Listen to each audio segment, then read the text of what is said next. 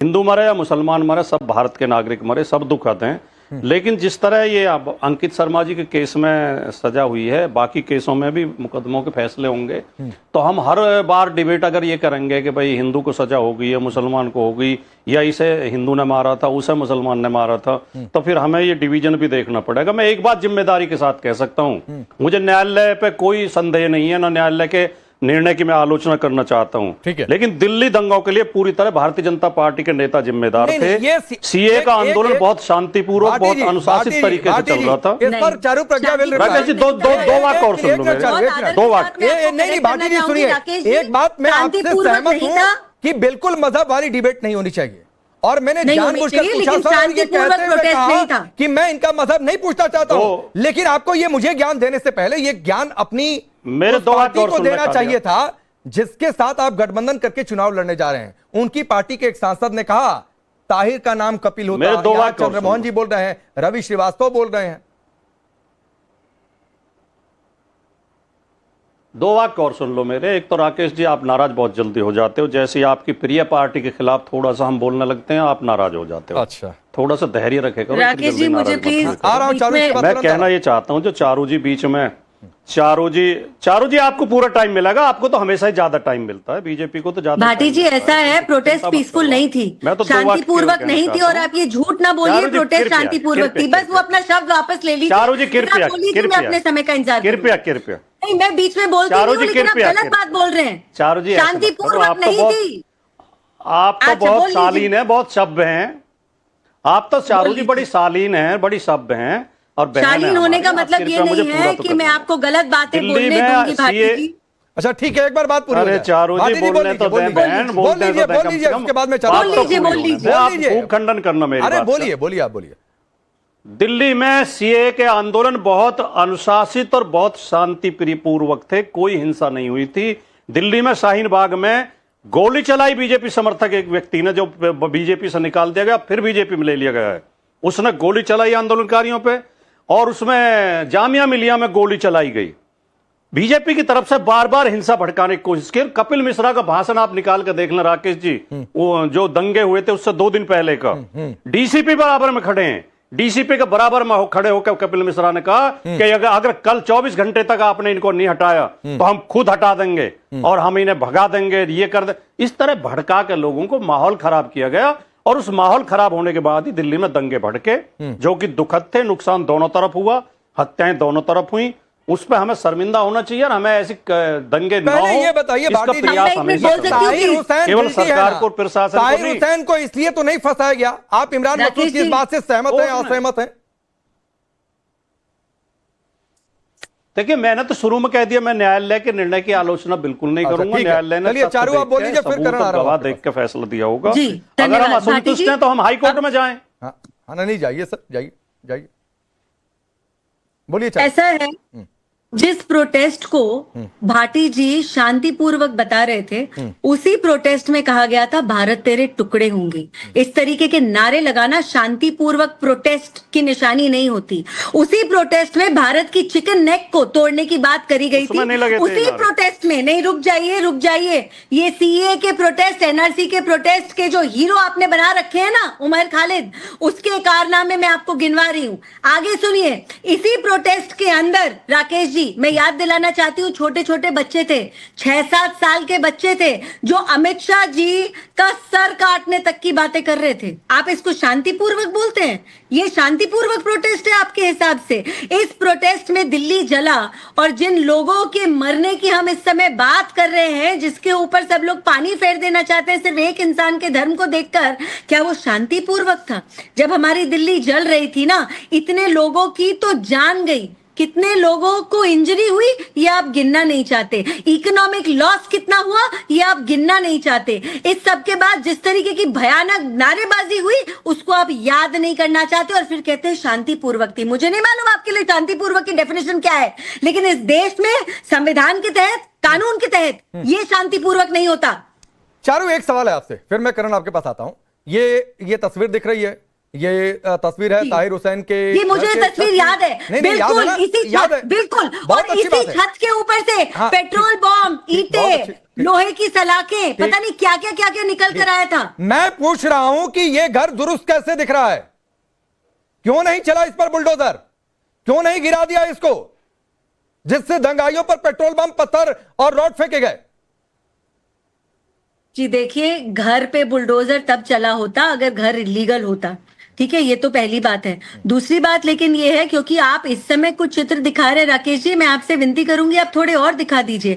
आप वो विजुअल दिखा दीजिए अंकित शर्मा जी का, जब नाले से उनकी बॉडी बाहर आई थी, वो विजुअल मुझे अभी तक याद है। आप वो विजुअल्स दिखा दीजिए जब दिल्ली में बसें जल रही थी, घर जल रही थी, दुकानें जल रही थी, और ये सारे के सारे आम आदमी पार्टी के नेता, कांग्रेस के नेता वहां पर जाकर मंच पर अपने आप को शाबाशी दे रहे थे, खुशी मना रहे थे, क्योंकि दिल्ली जल रही थी। इनका पॉलिटिकल इंटेंट केवल ये था। और किस वजह से सीएए के ऊपर झूठ और भ्रम फैलाने की वजह से, झूठ और भ्रम, क्योंकि कानून तो इनमें से किसी ने पढ़ा नहीं था।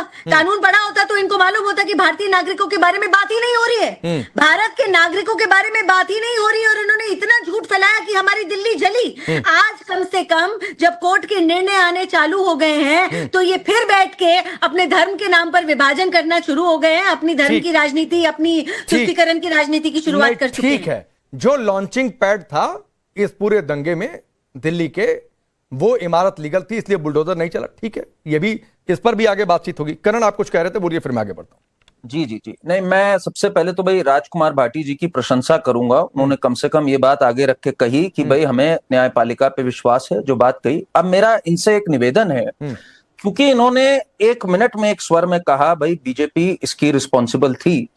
राजकुमार भाटी जी, 17 फरवरी 2020 को उमर खालिद ने कहा कि डोनाल्ड ट्रंप आ रहा है, हमें एक बड़ा मैसेज देना है, इसलिए सड़कों पे उतरो। ठीक, ये मैसेज वो देता है।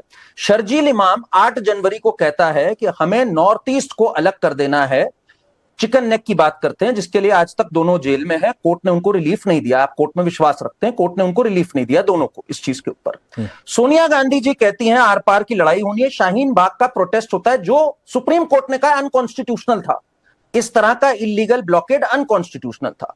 अब राजकुमार भाटी जी, क्योंकि आप न्यायपालिका पे विश्वास रखते हैं और ये सब न्यायपालिका की है, आप मानते हैं उमर खालिद, सोनिया गांधी जी की स्टेटमेंट और जो लोग सब शाहीन बाग और इस सब में उतरे थे, वो रिस्पॉन्सिबल हैं दिल्ली दंगों के लिए, हाँ या ना?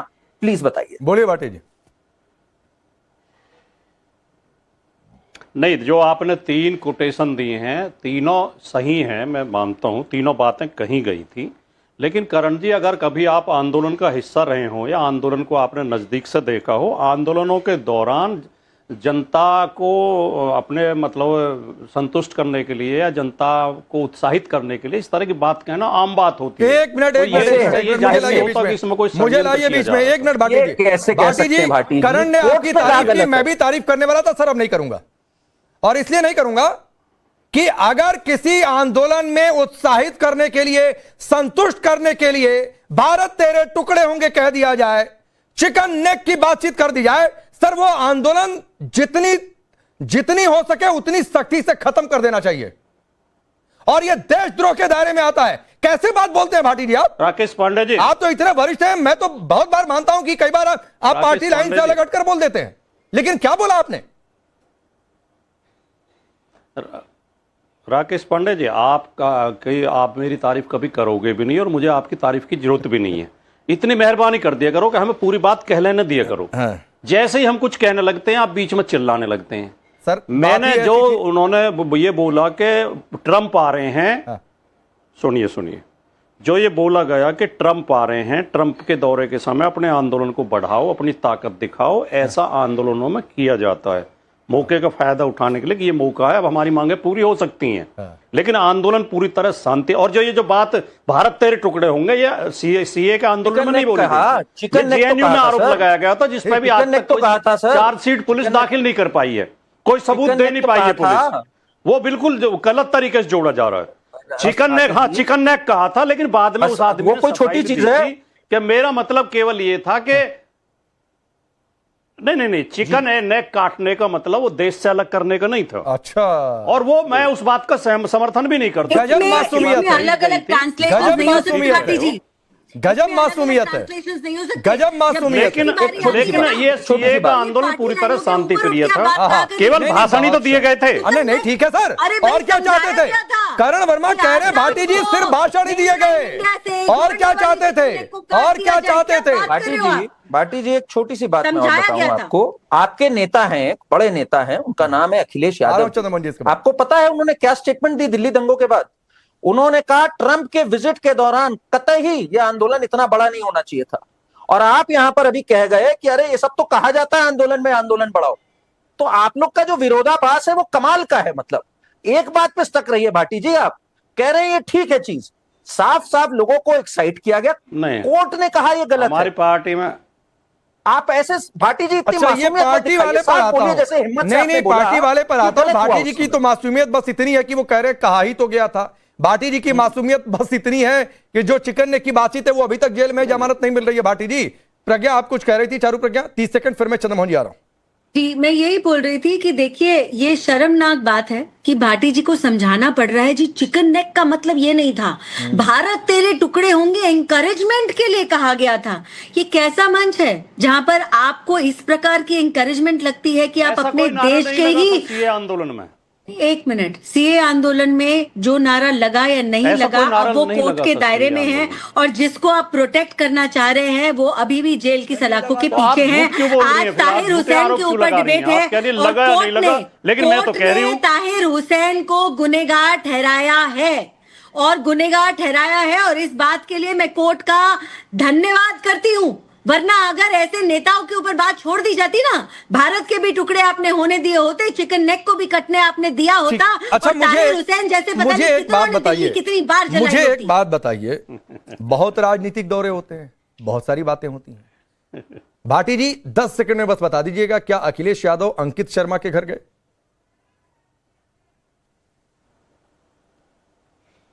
मुझे याद नहीं पड़ रहा, लेकिन इसका मतलब क्या है? आप ये क्यों नहीं मतलब आगे बताऊंगा, ये उत्तेजना, मतलब फिर आगे बताऊंगा। ये उत्तेजना नहीं है सर, सवाल है। सवाल को उत्तेजना समझेंगे तो फिर नहीं, मतलब तो आप बीजेपी की आप ये अब आपको लग सकता है सर, मुझे कुछ नहीं है। आपको दादरी अखलाक क्या जाना समझ में आ जाएगा, आपको दूसरी घटनाओं में ये विरोध नहीं है, ये विरोध नहीं है सर, सिर्फ सवाल है। ये विरोध नहीं है, सिर्फ सवाल है। आपको सवाल विरोध समझ में आता है तो फिर मेरी दिक्कत नहीं है। और सुनिए भाटी जी, सुनिए, ये लेक्चर मत दीजिए, हटके आप बीजेपी भाटी जी पत्रकारिता का लेक्चर मत दीजिए।